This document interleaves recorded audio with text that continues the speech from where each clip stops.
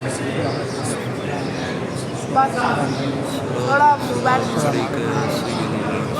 हाँ 2 बजे दिया है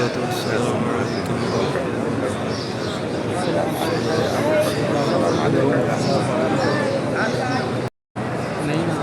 बहुत जोर ना देखना पड़ेगा अच्छा खड़े नहीं दिंदे है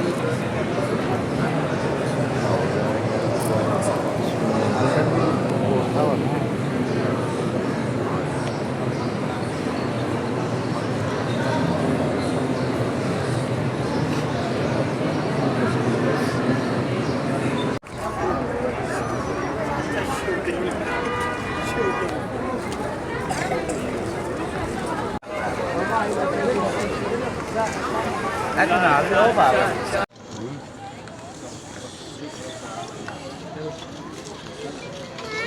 वाला